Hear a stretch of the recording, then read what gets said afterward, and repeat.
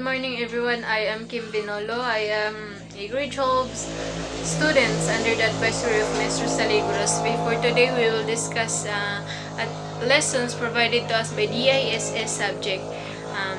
These lessons called applications and intersections of the approaches in addressing social problems. So let's proceed. Sociological perspective in social problems, the sociological individuals. So as you can see, many individuals experience one or more social problems personally. Maraming tao, maraming individuals na nakaka-experience ng mga problema, hindi lang isa kundi marami. Example ng social problem na meron yung mga mahihirap, yung mga walang trabaho, yung mga taong merong mga sakit or merong mga disabilities, poor health, ganon. Others have family problems, drink too much alcohol, which is very common to many teenagers, not just teenagers but also among adults. It is very common yung mga palahubog, example ng social problems, or commit crime. Sociology takes different approaches. It stresses that individuals' problems are often rooted in problems stemming from aspect of society. This key insights inform Siret Muse classic distinctions between personal troubles and public issues. So, unsa na yung duha? Ato na siyang define sa next slides. Personal troubles refers to a problem affecting individuals that affected individuals as well as other members of the society, typically blame on the individual's own personal and moral feelings. Example include such different problems such as eating disorders, example na siya sa personal troubles, divorce, and unemployment. Public issues, so source lies in the social structures and cultures of a society, refers to social problems affecting many individuals. So, dakoy kalahian sa personal troubles, no? Masabtan mo siya in a name itself, no? Dakoy na siya kalahian. Public issues, daghan siya maapektuhan. Problema siya nga, daghan siya maapektuhan, while as kabaliktaran siya sa personal troubles. So, to illustrate right Neil's viewpoint, let's use sociological imaginations to understand many contemporary social problems. Atong una na ang unemployment. Ang unemployment o itong walang mga trabaho, pag mayroon tao ang walay trabaho, pwede siya makonsider ng lazy or tapulan, lack of good working habit, pwede siya nabilang siya sa personal troubles, Pero kung daghang tao, millions of people ang walay trabaho, mabilong siya sa public issues. Kaya kani siya ang social problems affecting many individuals. Pwede siya mabilong sa public issues kung nailain reasons anang akuan. So, let's proceed. Ang three theoretical perspective, which is functionalist theory, conflict theory, symbolic interactionist theory. This perspective look at the same social problems. Gitanaw sila sa pareho nga problema.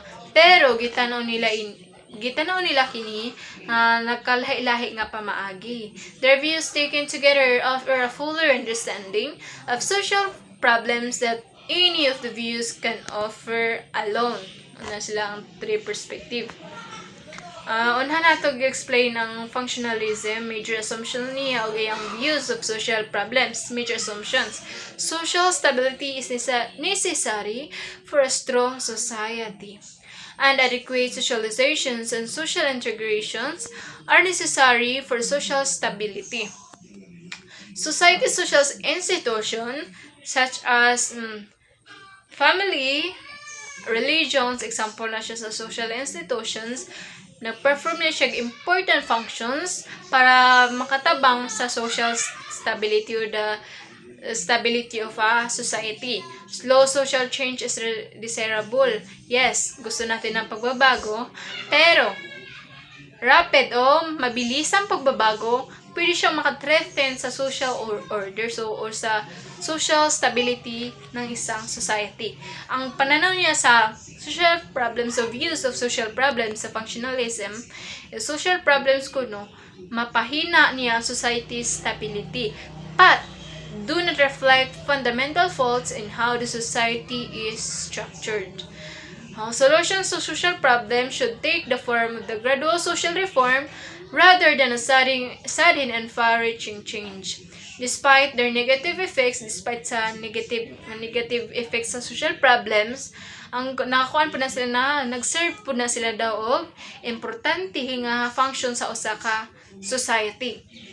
Muna ra gud na siya og kanang example in a story, may villain o gitawag na tong kalaban, which is even though na siya negative impact sa atong bida, pero napod na siya function na nakahitabang po na siya sa atong bida para example sa character development ganon. Murag ang social problems even though na siya negative impacts para sa atong kalaban or the villain, nag-serve na siya important function sa society, which ang society pwede na siya mas consider sa story or atong bida mo nang makakuan mo ng social problems according to functionalism view nila sa social problems. So let's proceed. Conflict theory. Conflict theory major assumption. Society is characterized by pervasive inequality. Ang society kuno is kuan siya sa mga di pagkapantay-pintay based on upper class, lower class, ganon.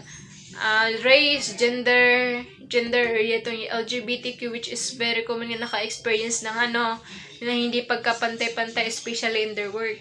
Parang hindi sila tinuturing na na parang they also feel inferiority to others, especially sa mga gay na mga natin, parang yung iba binubully, ganun, because of their gender. And the other factors, far-reaching social changes needed to reduce or eliminate, mabilis ang pagbabago, ay ganun. Kailangan daw sa isang, according to conflict theory, kailangan daw sa isang society para ma-eliminate or mawala tong mga social inequality o yung pagkadipantay-pantay na pagturing sa individuals or sa inakuan. So, views nila sa social problems. And social problems arise from fundamental faults in the structures of a society and both reflect and reinforce inequalities based on social class, race, gender, and other dimensions. So, kanin siyang conflict theory, functionalist theory is opposite to each other. Magkabaliktaran sila. Successful solutions to social problems must involve far-reaching change in the structures of a society. If ang functionalist theory kuno is ang far-reaching social change is ma-threatens ang social order, while ang conflict theory naman is far-reaching social change is kinahanglan sa usa ka society structure. Para masolusyonan ang sa ka problema. Symbolic interactionism. Major assumption niya. People construct their rules as they interact. They do not merely learn the rules that society has set out for them. As this interaction occurs, individuals negotiate their definitions of the situations in which they find themselves and socially construct the reality of these situations. In doing so, they rely heavily on symbols such as words and gestures to reach shared understanding of their interaction. Ang views naman niya sa social problems is social problems arise from the interactions of individuals.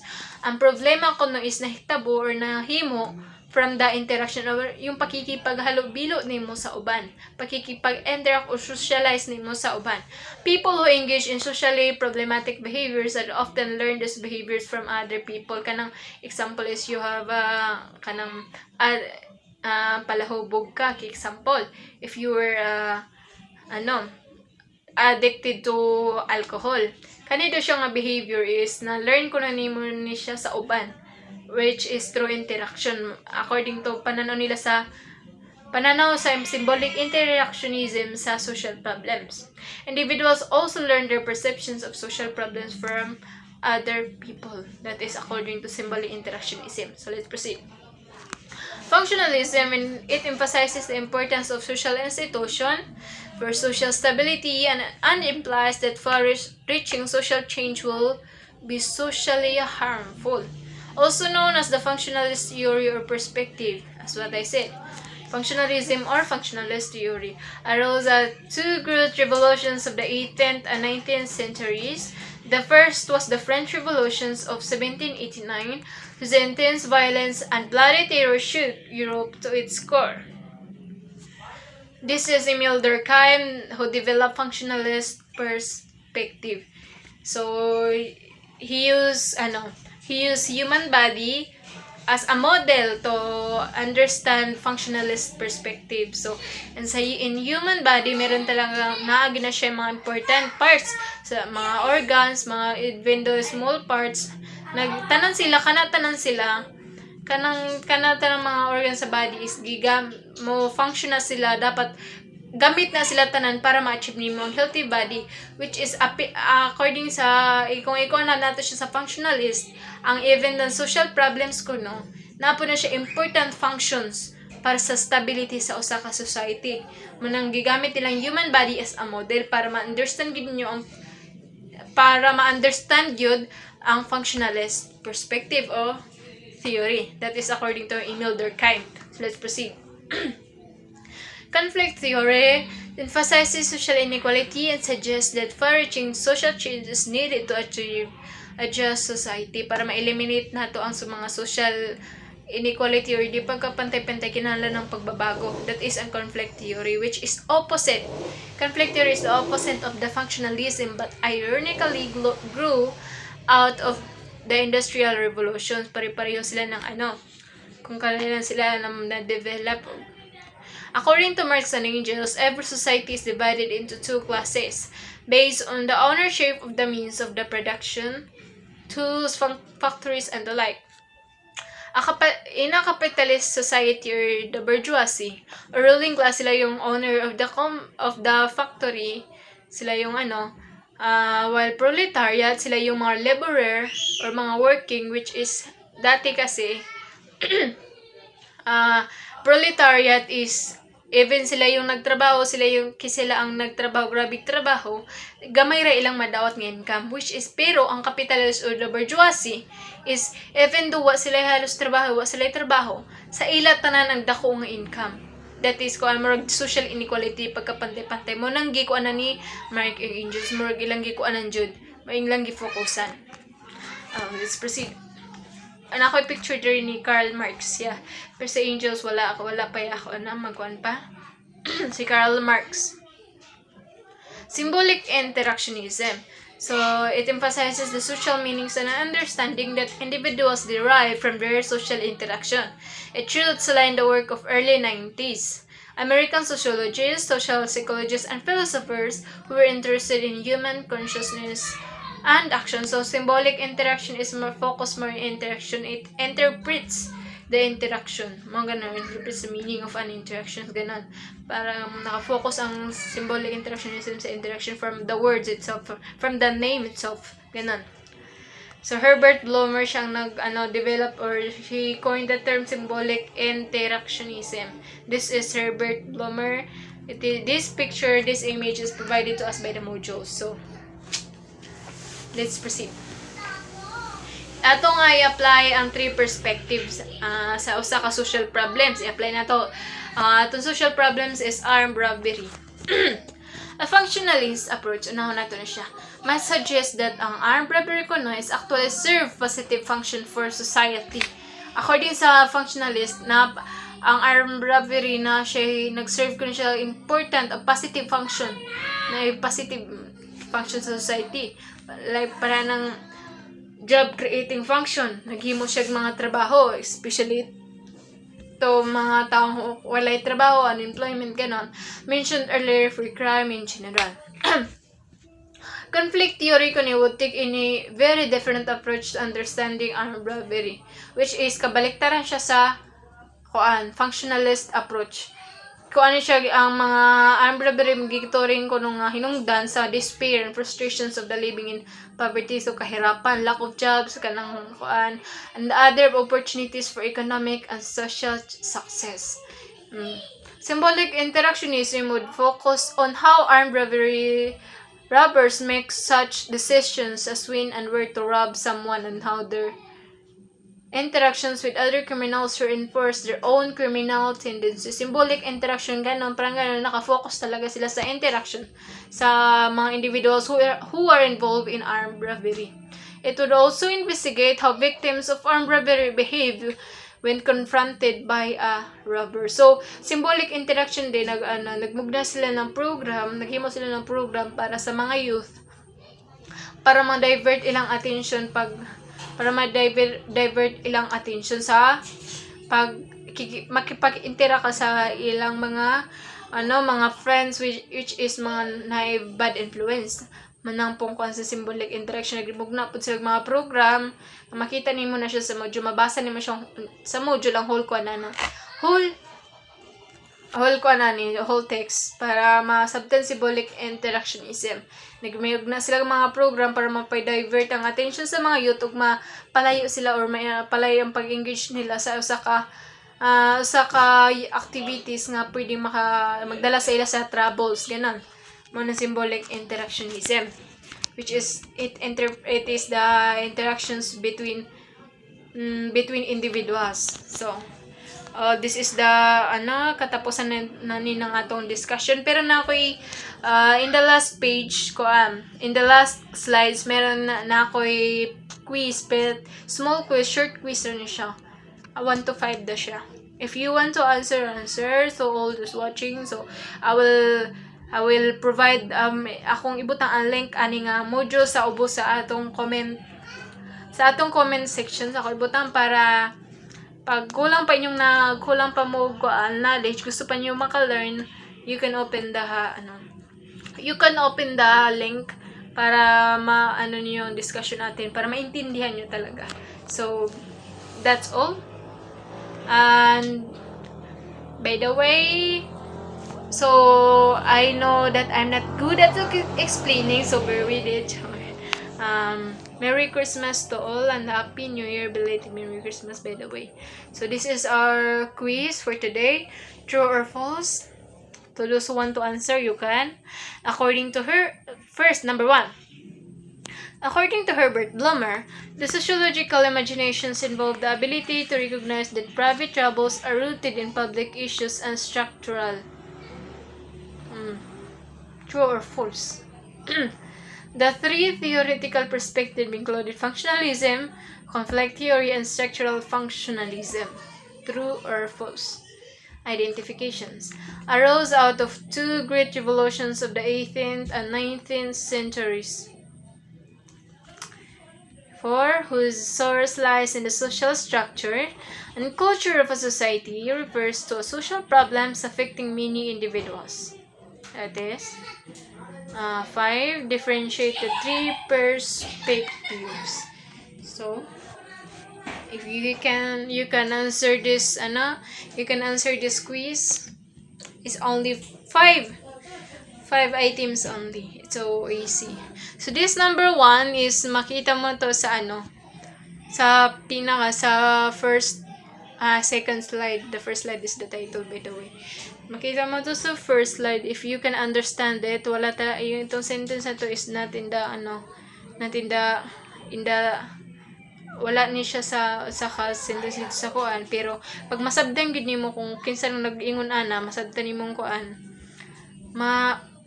makuan din mo kung kinsa na, kung true or false ba na siya, kung tama ba na siya nga Sir Bloomer ang naglaong adto, or false kung dili siya. Wala naman ako nag-ingon sumpayan nimo kuan kung tama nga answer, di ba? So the 3 theoretical perspective, if naminaw gid mo kung unsa to mga 3 theoretical perspective, maka-answer jud man na. Kani arose of 2 great revolutions of the 18th and 19th centuries, and identification. Actually, di ba nailin ko nga na similar to sila sa duha? Pero kani siya nga sentence is murag na copy paste, or wala na nako siya gi-paraphrase. So dali ra na mo siya kuan, di ba, pa ingong opposite siya, pero opposite siya sa kuan, pero nahigo ka pareha-pareha. Pero itong isa is lahi to siya nga kuan, kay isa ra siya nga centuries ang nakatatak dito sa akong PPT. Sa PPT rin akong kuhaon na, and so great, and katong siya is dali ilagay niyo siya nimong kaanon. Ang whole source lies in the social structures and culture of a society, refers to social problems affecting many individuals. Ngayon, ka-familiar na mo, ana. kanang kuan naminaw jud mo maka answer jud man niya. Kaning essay is differentiate the true perspective. Pwede siya no Bisaya. I know hindi siya Bisaya. It's supposed to be English. So if you learn, you can answer it, and I know you can. So this is the katapusan ni sa ato ang discussion. Hope you learn. Sa tanan naka-learn mo sa ako. Even though lisod i-explain mo na ako na-explain ng ubang nagtadong. So that's all. Thank you.